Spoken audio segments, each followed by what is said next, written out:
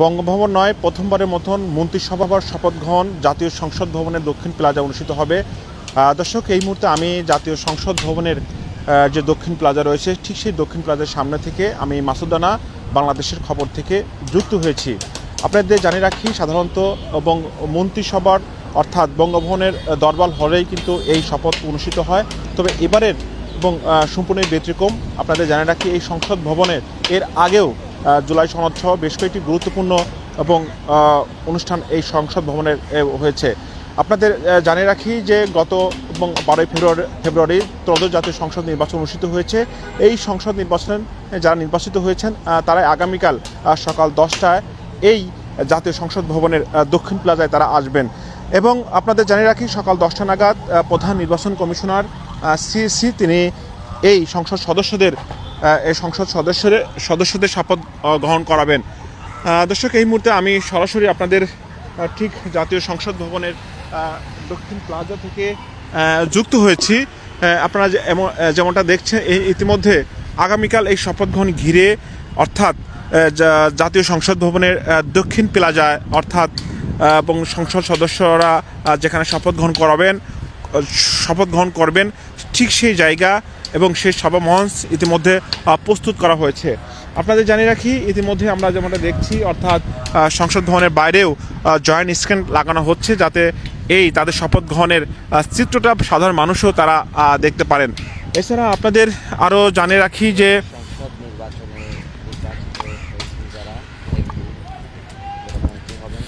প্রথমবারের মতো দেশের ইতিহাসে তারা বঙ্গভবন ছেড়ে জাতীয় সংসদের দক্ষিণ প্লাজাতে শপথ গ্রহণ করবেন। এবং আপনাদের যদি আরও জানিয়ে রাখি যে এবং গতকাল এবং প্রধান উপদেষ্টার এবং কার্যালয় এবং বিএনপির সূত্রে যেমনটা জানিয়ে গেছেন, আগামীকাল 17 ফেব্রুয়ারি এবং সকাল 10টায় এবং অর্থাৎ সংসদ সদস্যদের শপথ গ্রহণ এই জাতীয় সংসদ ভবনের দক্ষিণ প্লাজায় হবে এবং এই শপথ গ্রহণ করাবেন নির্বাচন কমিশন সিইসি।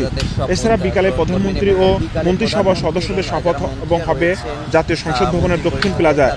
সংবিধান অনুযায়ী সংবিধান মন্ত্রিসভার সদস্যদের শপথ পড়াবেন রাষ্ট্রপতি। এছাড়া জাতীয় সংসদ হলো গণতন্ত্রের কেন্দ্রবিন্দু। বিষয়টি বিবেচনা নিয়েই মূলত রাজনৈতিক সিদ্ধান্তের দক্ষিণ প্লাজায় মন্ত্রিসভার শপথ গ্রহণ অনুষ্ঠানের আয়োজন করা হয়েছে বলে জানা গেছে। 1.5 বছর ধরে জাতীয় সংসদ ভবন এবং জাতীয় সংসদ না থাকলেও সংসদ ভবনকে কেন্দ্র করে বেশ কিছু গুরুত্বপূর্ণ কার্যক্রম রয়েছে। আপনাদের ইতিমধ্যে জানিয়ে রাখি যে এবং এই অর্থাৎ ডক্টর ইউনূস সরকার তিনি কিন্তু আগেই বলেছিলেন যে ত্রয়োদশ জাতীয় সংসদ নির্বাচন অনুষ্ঠিত হবে। সেই সংসদ নির্বাচন ইতিহাসের শ্রেষ্ঠ এবং সংসদ নির্বাচন হবে। ঠিক তারই ধারাবাহিকতায় আমরা যেমনটা দেখেছি, বড় ধরনের সংঘর্ষ, বড় ধরনের অভিযোগ ছাড়া এবং গত 12 ফেব্রুয়ারি জাতীয় সংসদ ভবনের সেই শপথ কিন্তু পাঠ করাবেন রাষ্ট্রপতি এবং সকালে শেষ হবে এমপিদের শপথ গ্রহণ এবং বিকালেই কিন্তু ঠিক 4টা নাগাদ কিন্তু এমপির যারা দর্শক, আপনাদের যেমনটা জানাচ্ছিলাম যে গত 12 ফেব্রুয়ারি ত্রয়োদশ জাতীয় সংসদ নির্বাচনে যারা নির্বাচিত হয়েছেন মূলত আগামীকাল সকাল 10টা নাগাদ তারা এই সংসদ ভবনের দক্ষিণ প্লাজায় তারা আসবেন এবং নির্বাচন কমিশন তাদের শপথ গ্রহণ করাবেন। এছাড়া আপনাদের জানিয়ে রাখি এবং মন্ত্রিসভায় যারা মন্ত্রিত্ব হবেন বা প্রধানমন্ত্রী হবেন তারাও তাদেরও কিন্তু বিকালে রাষ্ট্রপতি শপথ গ্রহণ করাবেন। সব মিলে আমরা যেমনটা দেখেছি যে এই শপথ গ্রহণকে ঘিরে এবং সাধারণ মানুষের মধ্যে অনেক আনন্দ এবং উল্লাস কাজ করছে।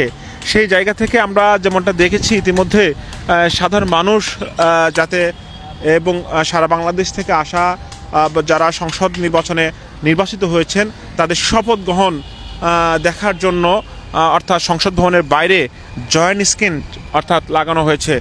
সব মিলেই বলা যায় যে এবং অর্থাৎ গত বছরের 5 আগস্ট আওয়ামী লীগ সরকারের পতন হয় এবং 6 আগস্ট এই সংসদ বিলুপ্ত করা হয় এবং তার কয়েকদিন পরেই আমরা দেখেছি অন্তর্বর্তী সরকারের প্রধান উপদেষ্টা ডক্টর মোহাম্মদ ইউনূস তিনি কিন্তু সরকারের এই সংসদের দায়িত্ব নেন।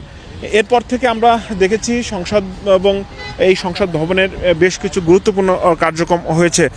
এছাড়া আমরা জেনেছি যে এবং এই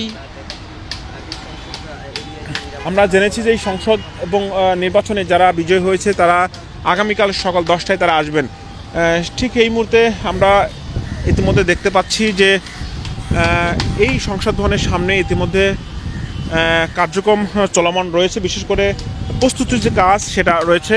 বিশেষ করে আপনারা যদি একটু বলে রাখি যে এই যে অর্থাৎ এই মঞ্চ এবং সাধারণ মানুষ যাতে জয়েন্ট স্ক্রিনের মাধ্যমে শপথ গ্রহণ দেখতে পারে সেই প্রস্তুতি বা সেই কার্যক্রম কিন্তু চলমান রয়েছে।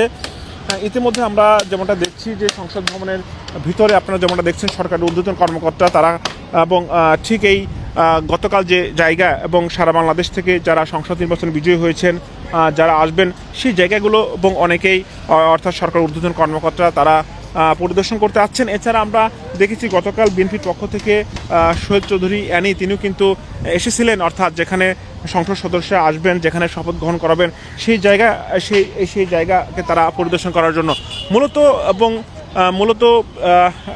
মূলত আমরা জেনেছি এবং প্রধান উপদেষ্টার কার্যালয় এবং বিএনপির সিদ্ধান্তই মূলত এই জাতীয় সংসদ ভবনের দক্ষিণ প্লাজায় শপথ গ্রহণ অনুষ্ঠিত হবে। ঠিক এ পর্যায়ে আপনার কাছে একটু জানতে চাই যে আসলে আগামীকাল শপথ গ্রহণ করবেন সারা বাংলাদেশ থেকে নির্বাচিত সংসদ সদস্যরা, এ বিষয়ে আপনি কি বলতে চাচ্ছেন? আল্লাহর কাছে লাখ শুক্রিয়া। বিগত আপনাদের 17-18 বছর যাবৎ একটা দেশের মধ্যে ভয়াবহ আতঙ্ক সকলে ছিল। বিশেষ করে তখন যে নির্বাচনটা নিয়ে অনেক আতঙ্কে ছিল সকল দল মিলেছে, এত আতঙ্ক ছিল বলার বাইরে। আমি বিশেষ করে ধন্যবাদ জানাই ডক্টর ইউনূস সরকার, তত্ত্ব সরকার, অন্তর্বর্তী সরকার ইউনূস সাহেবকে ধন্যবাদ জানাই, সেনাবাহিনীর প্রধান ওয়াকারুজ্জামানকে ধন্যবাদ জানাই, নির্বাচন কমিশনারকে, কারণ তারা আসলে মানুষ এত ধৈর্য আছে বলে, না হলে কিন্তু ধৈর্য আছে বলে কিন্তু তারা নির্বাচনগুলা করতে পারছে, নাহলে কিন্তু করার সম্ভাবনা না। একটা সবসময় ভয়ে কাজ করছে, নির্বাচন হবে কি না। এটা ভয়ে সবসময় আমাদের বিএনপি বলেন, জামায়াত বলেন, বিভিন্ন দল বলেন, তারা কাছে এই কাজটা করছে। কেন কাজ করছে? একটা খালি নির্বাচন হবে না, এই ভয়ে আতঙ্ক। সেই জন্য আমি তাদেরকে ধন্যবাদ জানাই এই ডক্টর ইউনূস সাহেবকে। আওয়ামী লীগ ছাড়া এই প্রথম জাতীয় সংসদ নির্বাচন অনুষ্ঠিত হলো, সেই সংসদ নির্বাচনে আপনারা সকাল থেকে কি চিত্র দেখেছেন? কোনো অনিয়ম বা কি মনে হয়েছে? নির্বাচনে কোনো অনিয়ম হয় নাই। দ্বিতীয় কথা, আপনি যেটা বলছেন আওয়ামী লীগ ছাড়া নির্বাচনটা হয়েছে, কিন্তু আওয়ামী লীগ তখন আপনার এই বিএনপি ছাড়া নির্বাচন করছে, এককভাবে নির্বাচন করে গেছে, না বোর্ডে গেছে। সে এরকম আমার মনে হয় আমার জন্মের পর থেকে দেখিনি এরকম সুষ্ঠু নির্বাচন হইতে। আচ্ছা, এই সংসদ নির্বাচনের বা আগামীকাল যারা শপথ নেবেন সেই শপথের প্রধানমন্ত্রী হিসাবে তারেক রহমান শপথ নেওয়ার কথা রয়েছে, এবং তারেক রহমান প্রধানমন্ত্রী হলে আসলে আপনার এ বিষয়ে কি মতামত রয়েছে? তারেক রহমান সাহেবরে আমি সর্বপ্রথম আপনাদের মাধ্যমে জানাই যে সর্বপ্রথম শপথ গ্রহণ করে আল্লাহর কাছে শুকরিয়া আদায় করে আল্লাহ যে ওনার যে কথাগুলা আর ওনার মার আদর্শ, আমাদের বিএনপির মধ্যে কিন্তু অনেকে বলে বাবার আদর্শ, খালেদা জিয়ার আমাদের প্রধানমন্ত্রী আদর্শ তারা আমাদের নাই, সেই জিনিসটাতে নাই কথাটা যাতে কেউ না বলতে পারে, সেই আদর্শটা ধরে রাখবেন। বিএনপির আগের বিএনপি নাই এই কথাটা অনেক বিএনপিরাই বলে, কিন্তু আপনাদের মাধ্যমে আমাদের নেতা তারেক রহমানের কাছে জানাই যাতে সেই কথাটা যে কোনো প্রকারে না বলতে পারে, আর প্রতিহিংসা যেন রাজনীতি না করে, সত্য বিচার করে যেন বিএনপি করুক আর আওয়ামী লীগ করুক আর জামায়াত করুক, যে অন্যায় করবে তার বিচার যাতে সঠিক তৎনগত করে, দেরি না করে। আচ্ছা, একটু জানতে চাচ্ছি, গতকাল তারেক রহমান জামায়াতের আমিরের বাসায় গিয়েছেন এবং জাহির ইসলামের বাসায় গিয়েছেন। আমরা জেনেছিলাম যে নির্বাচন মাঠে তারা দুইজনই তারেক রহমানের প্রতিপক্ষ ছিলেন, সেই জায়গা থেকে বিষয়টা কিভাবে দেখছেন? এটা হচ্ছে আমাদের একটা উদাহরণত্ব যে আমাদের হযরত মুহাম্মদ সাল্লাল্লাহু আলাইহি সাল্লামের কাউকে কিন্তু ছোট করে দেখেন নাই, আর প্রতিহিংসা নাই। কিন্তু দেখেন তার জয় করার পরে কিন্তু তাদের কাছে গেছে, কিন্তু তারাই আসার কথা ছিল, কিন্তু তারাই আমাদের তারেক রহমানে গেছে। সেই জন্য আমি তারেক রহমানকে ধন্যবাদ জানাই, আমাদের নেতা তারেক রহমান সাহেবকে ধন্যবাদ। আমি তারেক রহমান সাহেব বলি শুনি উনি কিন্তু বলছে আমাকে মাননীয় বা ইমুক সেমুক না বলার জন্য। সেই জন্য আমি তার আদর্শ আদর্শিত, তার বাবার আদর্শ আদর্শিত, তার মার আদর্শ আদর্শিত। আপনারা জানেন আমাদের নেত্রী বেগম খালেদা জিয়া যখন 23শে নভেম্বরে হাসপাতালে ভর্তি ছিল, তখন কিন্তু 23শে নভেম্বর 30 ডিসেম্বর পর্যন্ত আমি তার পাহারাদার হিসেবে, তার সন্তান হিসেবে আমি কিন্তু ওইখানে অবস্থান করেছিলাম। আচ্ছা, আগামীকাল যে মন্ত্রী পরিষদ গঠন হতে যাচ্ছে, সেই মন্ত্রী পরিষদের এবং মাধ্যমে দেশ কতটা উন্নত হবে বা একটু জানতে চাচ্ছি। আমি আপনাদের মাধ্যমে জানাচ্ছি, যারা মন্ত্রী পরিষদের সংগঠন গঠন করবে, আমি মন্ত্রীদেরকে সকলকে জানাবো, আপনার চোখ কান আগামী যে 15 বছরের আমাদের শেখ হাসিনা সরকার যেভাবে চালাইছে, এই কী করছে না করছে এগুলা যেন খেয়াল রাখে। এবং আপনাদের মাধ্যমে তারেক রহমান সাহেবকে জানাই, মন্ত্রীগুলা কী করতেছে না করছে সেইগুলা যে পর্যবেক্ষণ করে, চোখ কান যাতে খোলা রাখে। আর আমি আপনাদের মাধ্যমে একটা জিনিস জানাই, আমাদের নেতা তারেক রহমান যখন আসছিল তখন কিন্তু 300 ফিটের মধ্যে প্রায় আমি 10 থেকে 12 ঘন্টা এমন একটা ব্যাগ ছিল তার মঞ্চের নিচে নেই, তার যে প্রোটোকল বলা হয়েছে, পাহারাদার সিকিউরিটি দেওয়া হয়েছে, আমার মনে হয় না তার এতটা সিকিউরিটি কোনো কাজ করছে কিনা জানি না, কারণ আমার একটা ব্যাগ তার মঞ্চের ভিতরে কেউ করতে পারে না। আমার এই জন্য আমি বগুড়াতে গেছি, আমি তার বক্ত হিসেবে বগুড়াতে গেছি, বরিশালে গেছি। এই দেশ নিরাপত্তা থাকবে কিনা? ইনশাল্লাহ নিরাপত্তা থাকবে ইনশাল্লাহ।